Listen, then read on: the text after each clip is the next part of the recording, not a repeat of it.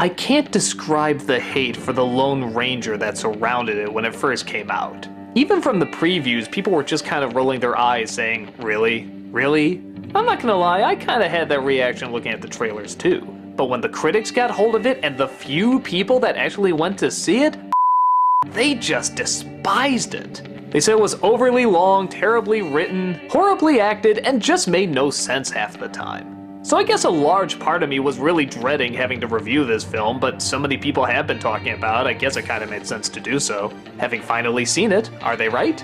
Well, yeah, but I don't know if I hate it as much as everybody else does. It is definitely a bad movie, and it is way too long.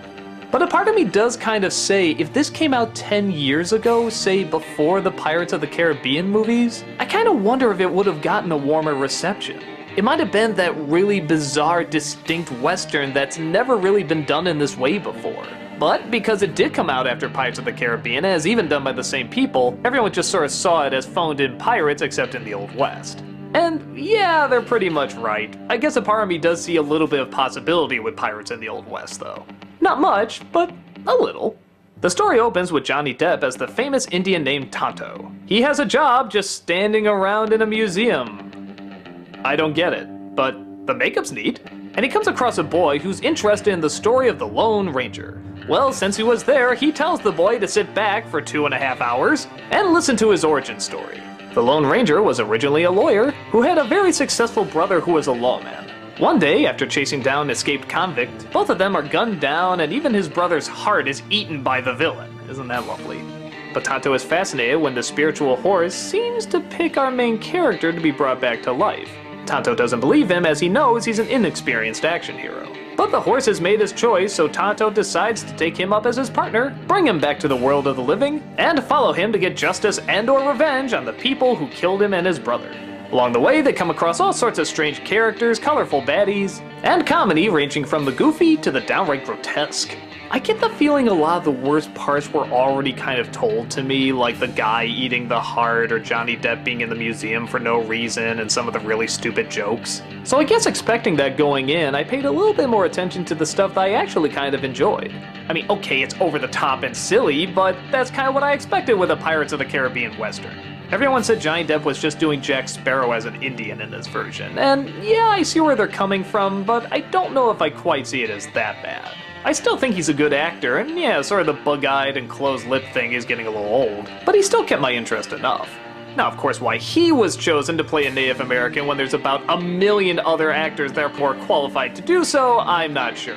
Well, yeah, I do. He's a star, money, all that stuff. I know everyone says he's like 1/90th Native American, but how about somebody who's like majority Native American? Wouldn't that make a little bit more sense? Our main lead does a good job being the fish out of water in this new territory, trying to follow the law while also breaking it, and being fairly charismatic throughout most of it.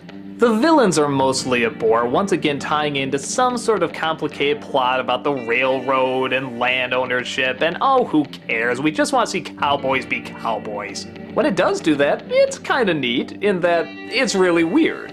These are very bizarre towns with very bizarre people in them. But a part of me kinda likes that, because I don't see that much in westerns. I was even kinda liking the way they visually told the story. For example, there's this woman with a wooden leg who also wants revenge on the same person. Even though her business seems booming, she says that he ruined her career. Literally, all they do is show a picture of her as a ballet dancer, and you get it. No tons of dialogue, no big explanation scenes, it's just one picture, and boom, you understand. I like a movie that can do that. I only wish the rest of the movie was like that. At some point I found myself getting really bored and I looked on the DVD how long it was, and we weren't even at the halfway point yet.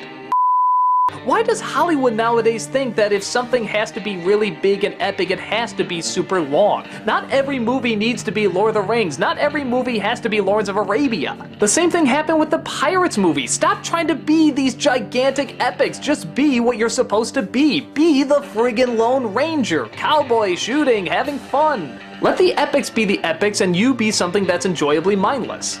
And I know it's ironic me saying that, seeing how I did an anniversary film that was 3.5 hours long, but that had a lot of characters in it, to be fair. This is two guys that we're following for an unbelievable amount of time. I don't care who you put in that role, that's gonna get boring after a while. So yeah, is the movie good? Absolutely not. Is it terrible?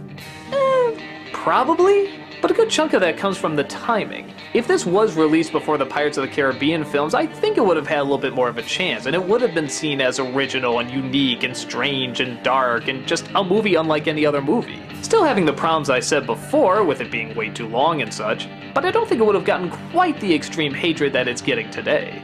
I'm glad I saw parts of it. I mean, it was just so creatively bizarre. But what does any of it have to do with the original idea of the Lone Ranger and the cowboys and the Indians and just riding around and having fun? Not much. This feels like Disney knew it hit something big with the Pirates franchise, so they tried to have lightning strike twice.